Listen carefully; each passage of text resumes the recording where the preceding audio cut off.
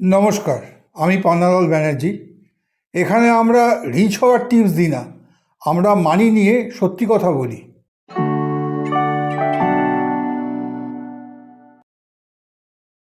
অনেক মানুষ ভাবে একদিন একটা লাক্সারি কার কিনবো, বড় বাড়ি কিনবো, expensive লাইফস্টাইলই success.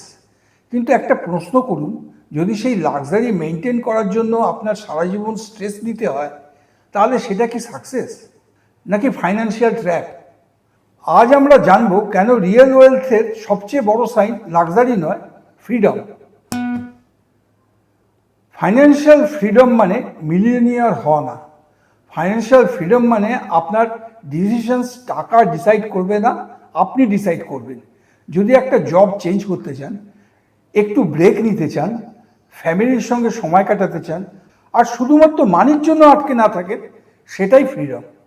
Freedom gives choices, luxury gives comfort.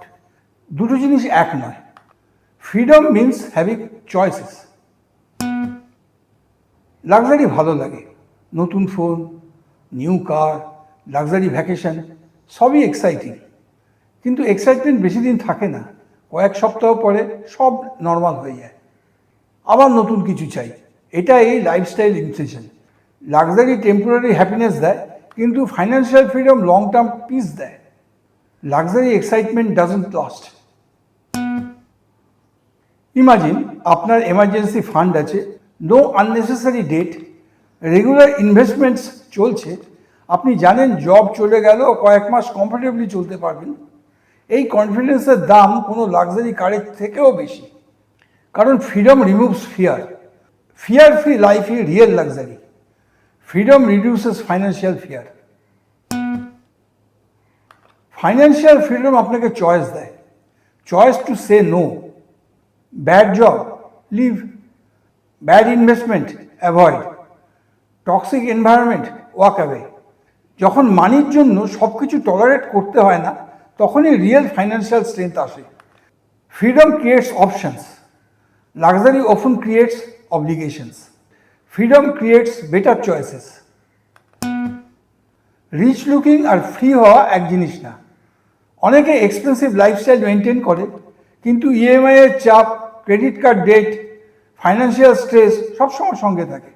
আবার অনেক সিম্পল লাইফস্টাইলের মানুষ ফাইন্যান্সিয়ালি ফ্রি, কারণ তাদের এক্সপেন্সেস কন্ট্রোলে। রিয়েল গোল হওয়া উচিত রিচ লাইফ না, free life. Free life beats rich image. Before buying luxury, build freedom. Emergency fund, regular SIP, positive cash flow, insurance, less debt. এই ফাউন্ডেশন তৈরি হলে লাক্সারি উপভোগ ভালো লাগবে, কারণ তখন লাক্সারি চয়েস হবে, কম্পালশন নয়। Remember, freedom lasts, luxury fades. Build freedom before luxury.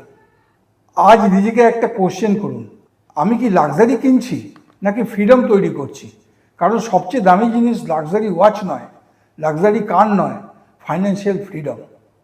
If this video help, like করুন, শেয়ার করুন, সাবস্ক্রাইব করুন পিবি মানি টক্স প্র্যাকটিক্যাল ফাইন্যান্স ক্ল্যারিটির জন্য। Next video, the middle class retirement crisis, coming soon.